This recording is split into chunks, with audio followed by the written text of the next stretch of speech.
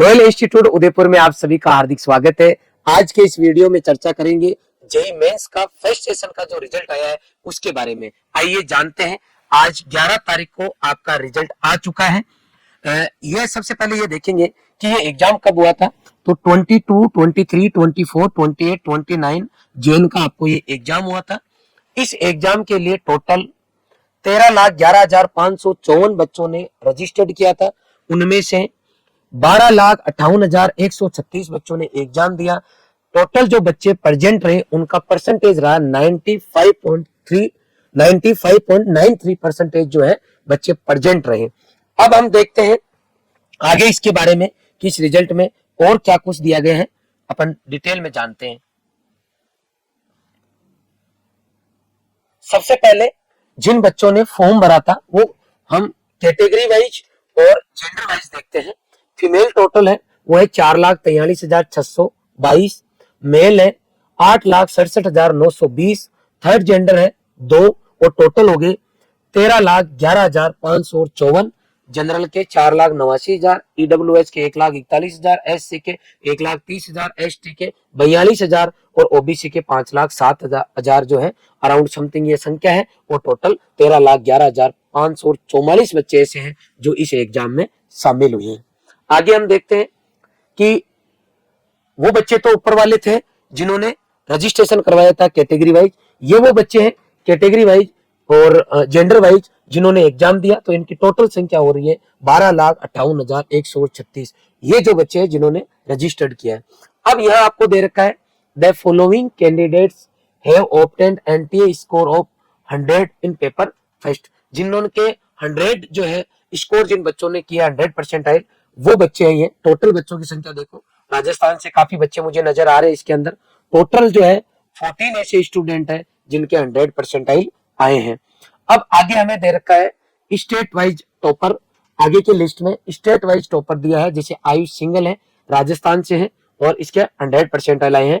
तो जो state topper है उनके कॉमन रैंक आ जाएगी अगर एक ही परसेंटाइल पर ज्यादा बच्चे हैं तो।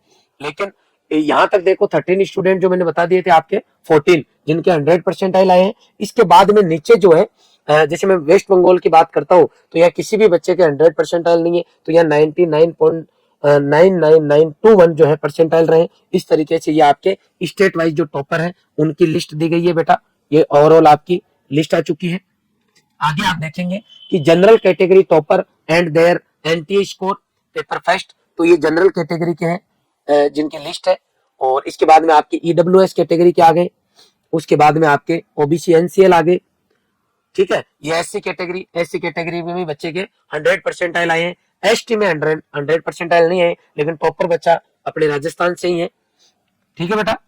और पीएच कैंडिडेट की बात करो तो छत्तीसगढ़ से टॉपर है बच्चा। ये जेंडर वाइज टॉपर दिए हुए हैं।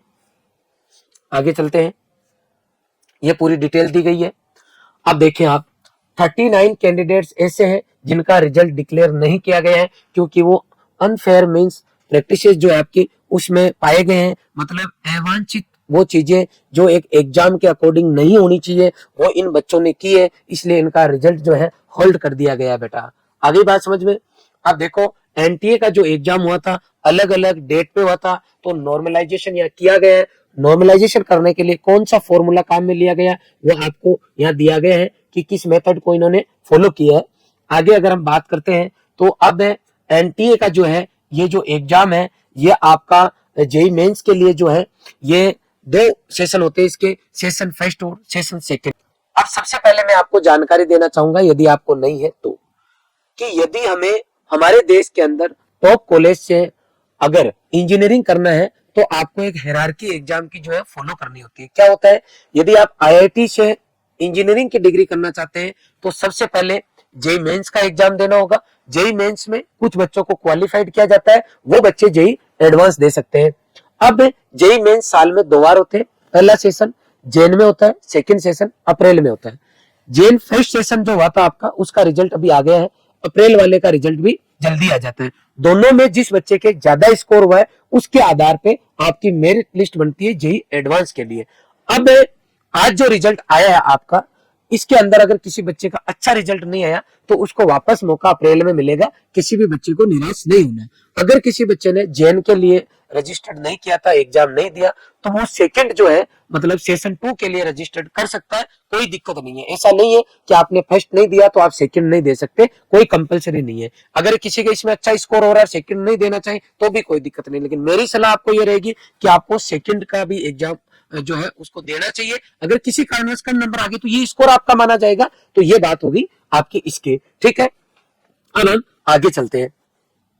ये लिखा हुआ है जिसके ज्यादा नंबर आएंगे जिस सेशन में, उसके आधार पे आपकी लिस्ट बनने वाली है। ये टोटल डिटेल है जो मैंने आपको दे दी है, बेसिक इन्फॉर्मेशन आप देख सकते हो जेई की साइट पे जाके। ये कंप्लीट इन्फॉर्मेशन जो है इससे रिगार्डिंग आज हमने देख ली है।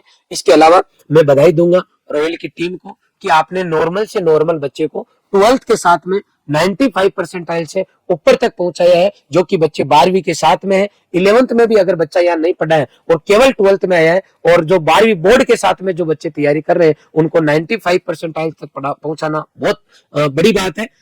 नेक्स्ट वीडियो में मैं रॉयल इंस्टीट्यूट उदयपुर का रिजल्ट लेके आऊंगा, तब तक हमारी टीम फाइनली सभी बच्चों का रिजल्ट चेक कर चुकी होगी। पुनः मैं सभी बच्चों को बधाई देता हूं जिनका बेहतरीन रिजल्ट आया है, और जिनका किसी कारणवश रिजल्ट ऊपर नीचे हो गया है, आपके मनपसंद नहीं आया है, उन बच्चों को निराश नहीं होना है। आपके पास एक मौका और है, पूरी जी जान लगा के आप तैयारी करें और ज्यादा से ज्यादा ट्यूशन प्रैक्टिस करें। रॉयल टीम के साथ में आप जुड़ के अपने सपनों को साकार कर सकते हैं। यदि आपको किसी चैप्टर में, किसी टॉपिक में कोई प्रॉब्लम है तो आप हमारे कमेंट सेक्शन में जाके कमेंट करें, हम आपको इसी यूट्यूब चैनल पे आपके उस टॉपिक को क्लियर करेंगे ताकि अगले सेशन के अंदर आप अच्छे से अच्छा स्कोर कर सके। धन्यवाद।